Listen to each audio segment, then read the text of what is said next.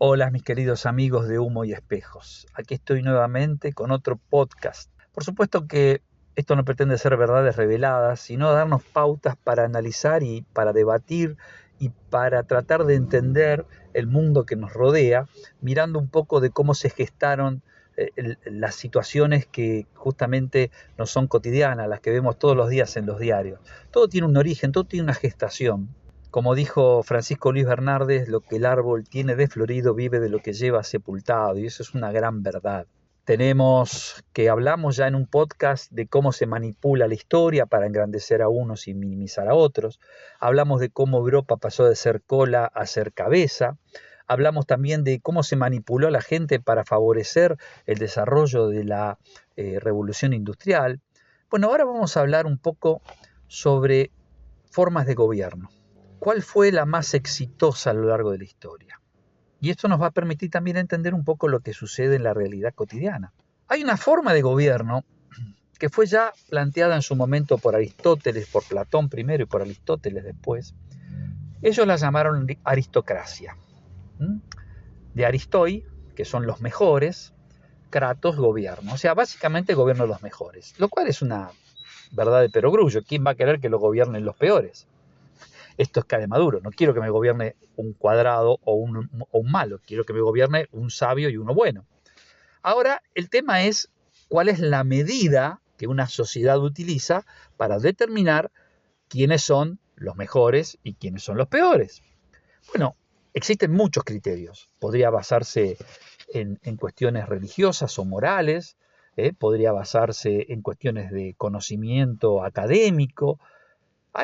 Todas son más o menos válidas, pero no son todas igualmente de prácticas en su aplicación.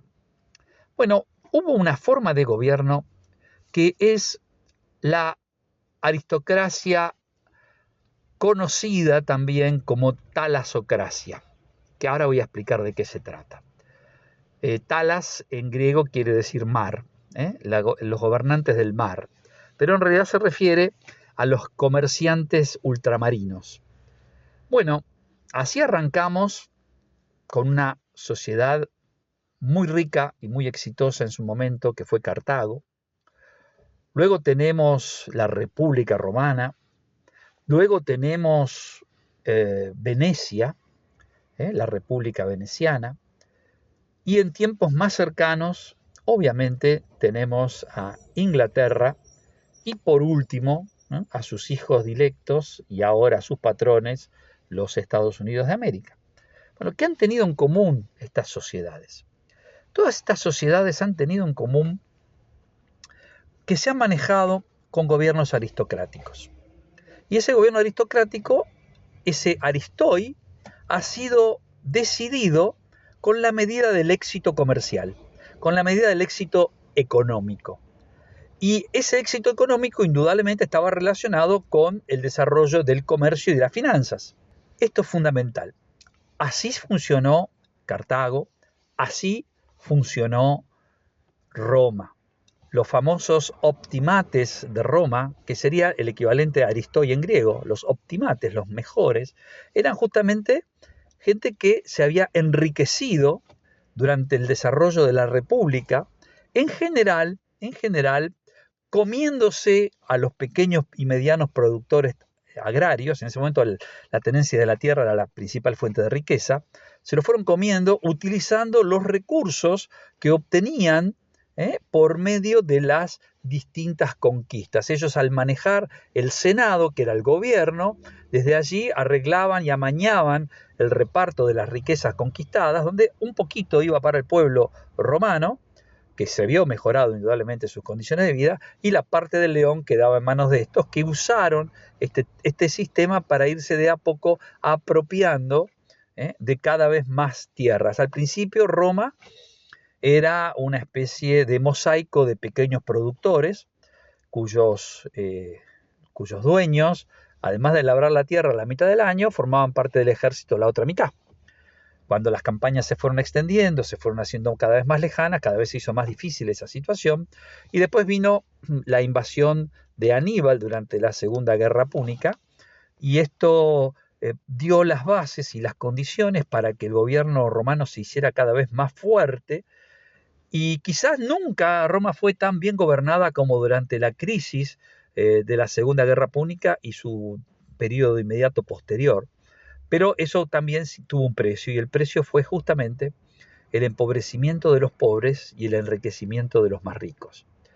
Esto es una consecuencia inevitable justamente de estos gobiernos de aristocracia basada en la talasocracia o en la plutocracia, que también tendría la misma idea, que sería el gobierno de los más ricos. Cartago tenía la misma historia. Cartago también era un gobierno de comerciantes ultramarinos que formaban un cuerpo colegiado. Y ahora vamos a analizar un poquito esto. Bueno, luego tenemos la República Veneciana, otro caso igual. Piensen que Venecia es un piojito, geográficamente hablando, es apenas una municipalidad para lo que conocemos acá en Buenos Aires, por ejemplo. Sin embargo, se enfrentó cara a cara nada menos que con el Imperio Otomano, el más fuerte imperio que existía en ese momento, y los enfrentó cara a cara siendo apenas un porotito al lado del Imperio Otomano en cuanto a recursos de personas, todo, pero con un manejo muy eficiente de su gobierno y un manejo muy eficiente de sus recursos. Puso contra las cuerdas al Imperio Romano de Oriente, a Bizancio. Fueron poderosísimos en su momento. Y luego tenemos indudablemente que hablar de Inglaterra. Y como es el gobierno que ha tenido la influencia más directa en lo que nosotros vivimos en el día de hoy, me voy a extender un poco. Porque Inglaterra y Gran Bretaña están extremadamente vinculados a nuestra realidad cotidiana, mucho más de lo que queremos admitir. Han influido terriblemente en los últimos 250 años de la historia de la humanidad. Y esto no significa de mi parte ninguna clase de admiración especial por ese pueblo ni por ese sistema, pero esa es la realidad. Hay una situación que se da con la caída del rey Jacobo II, Estuardo. Se produce una revolución.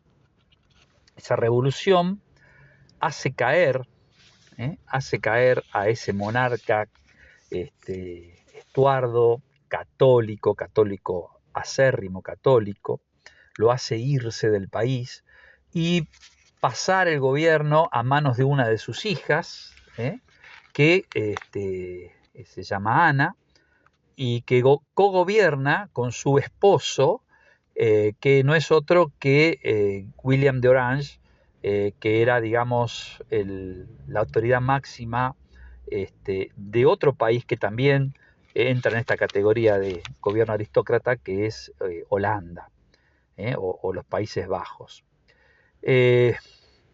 Guillermo consigue ser nombrado rey para cogobernar como rey, y en realidad la historia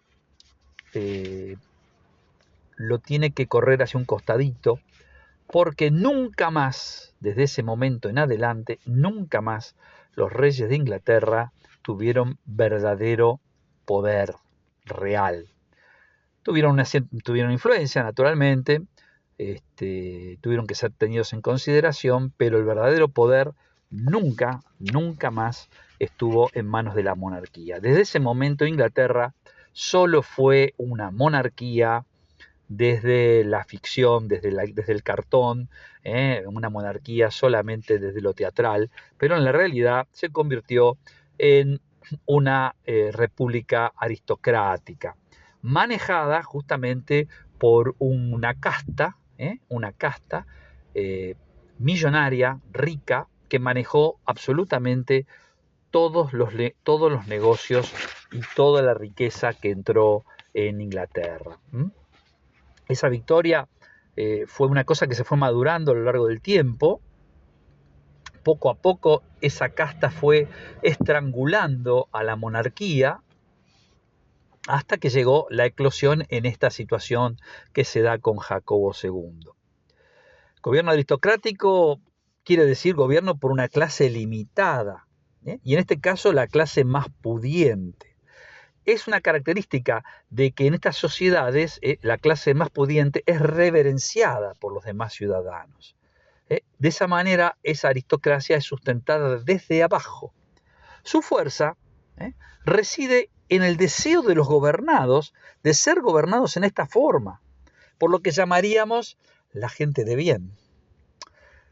Los ejemplos de este tipo de estados en la historia son raros, pero cuando han surgido han sido muy potentes. Ya mencioné a Cartago, a la Venecia de la Edad Media, y por supuesto que Inglaterra, la aristocrática Inglaterra del fin del siglo XVIII y del siglo XIX, fueron justamente aristocracias talasocráticas, gobernadas por personas vinculadas a los comercios ultramarinos. Los estados comerciales y marítimos se prestan naturalmente a este tipo de gobiernos. El espíritu comercial engendra un respeto por la riqueza y hace otra cosa, hace que la clase gobernante se renueve permanentemente. ¿Por qué? Porque siempre se asimila en su seno nuevas fortunas y se va excluyendo gradualmente a las familias que van perdiendo su riqueza. Al mismo tiempo, el culto de la riqueza hace que sus fieles no solo obedezcan a los ricos, sino que los reverencien. Por eso, ojo, un campesinado establecido y cualquier forma de buena distribución de la propiedad destruye el gobierno aristocrático. Acuérdense de lo que yo comenté en la formación de la Revolución Industrial, cómo fueron destruidos justamente estos campesinos bien asentados. Pero claro, si nosotros despojamos al pequeño propietario y lo transformamos en un servidor asalariado de la riqueza, no le queda otro remedio que apoyar y nutrir a este gobierno aristocrático. El carácter comercial del Estado, su carácter marítimo, sustenta un gobierno aristocrático porque la riqueza se incrementa en forma geométrica con el comercio exterior, lo cual también, por supuesto, implica generar un poderío naval para defender las rutas comerciales y la posesión de factorías, plazas fuertes o dominios de islas y penínsulas en sitios aislados por desiertos o montañas que no puedan ser atacados desde tierra firme. Miremos un mapa y busquemos dónde se asentaron este tipo de empresas a lo largo del mundo y vamos a ver que coincide exactamente con lo que digo. Pero acá hay algo extraordinario, algo muy interesante. Esto sí que es un invento británico. Inventaron la aristocracia que engendra unidad del Estado. Esto fue una gran sorpresa. Esto a nadie se le había pasado por la cabeza antes del siglo XVIII.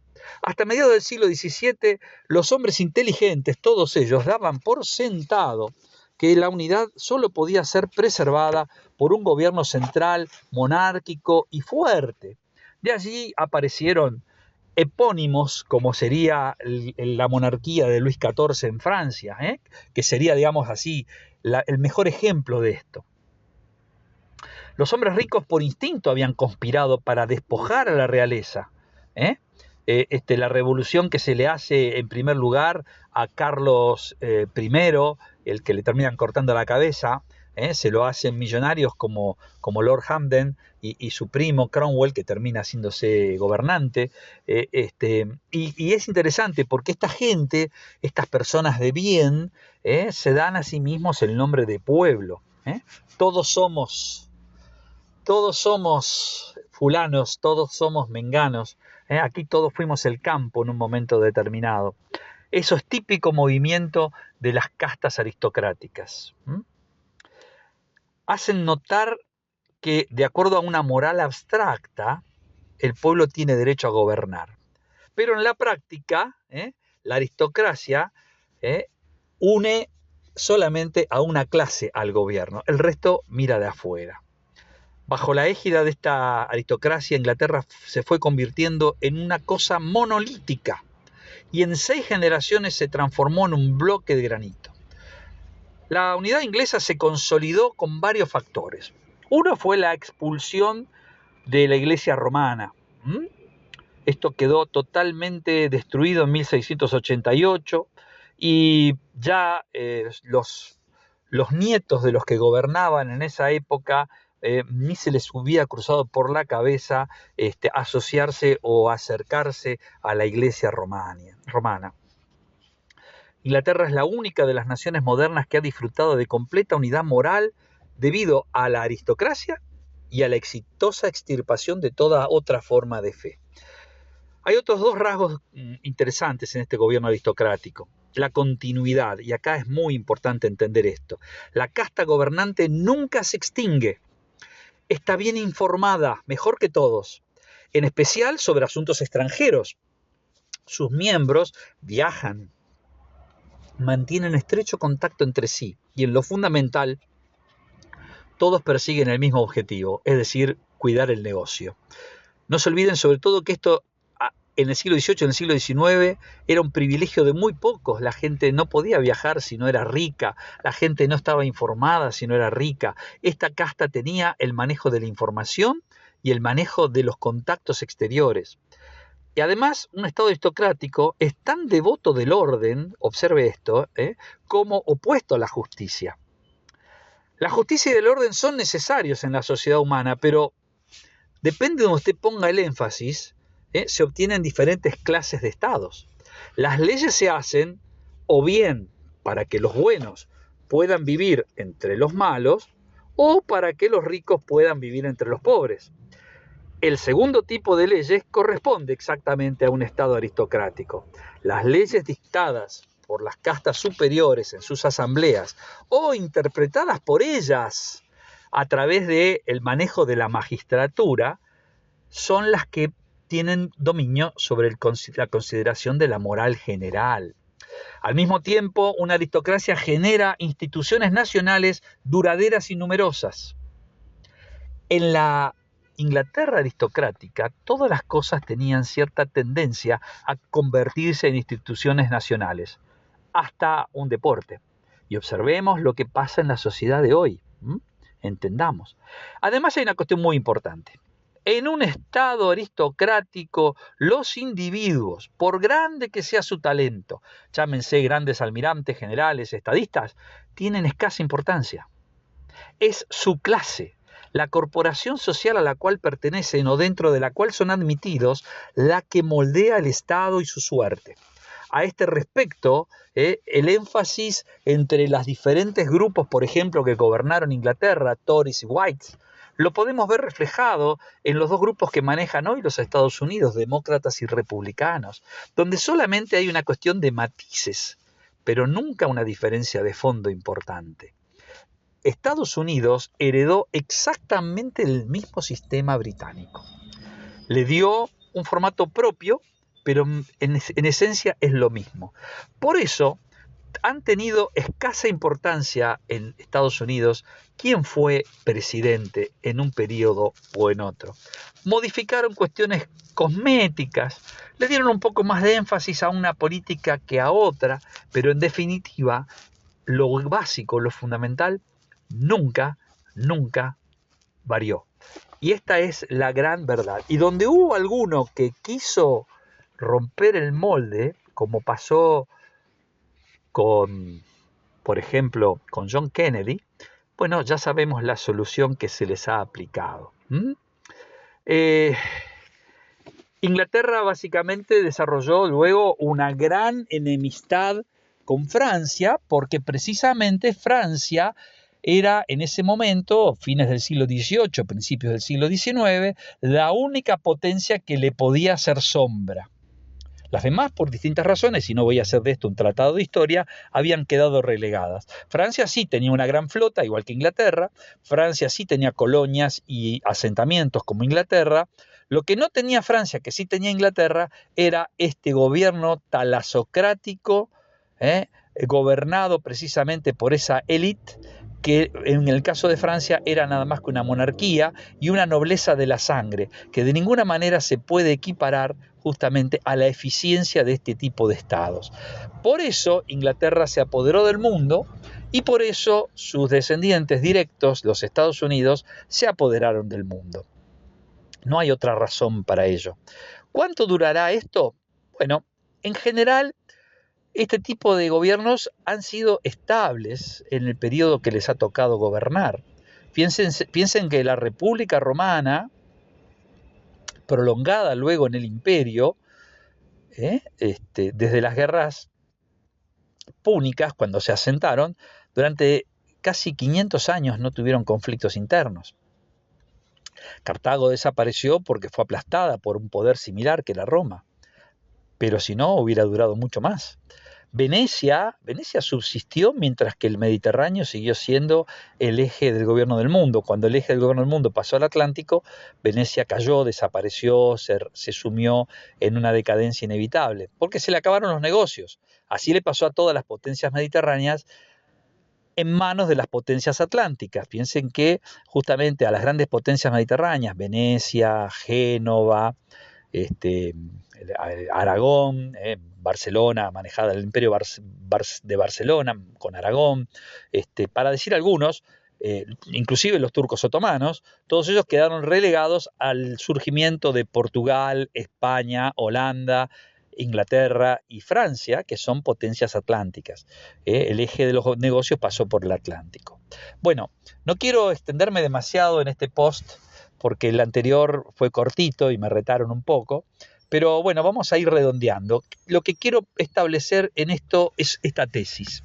Los gobiernos aristocráticos basados en el manejo de una élite de clase comerciante y financiera son mucho más perdurables y dan mucha más estabilidad que otra clase cualquiera de gobiernos.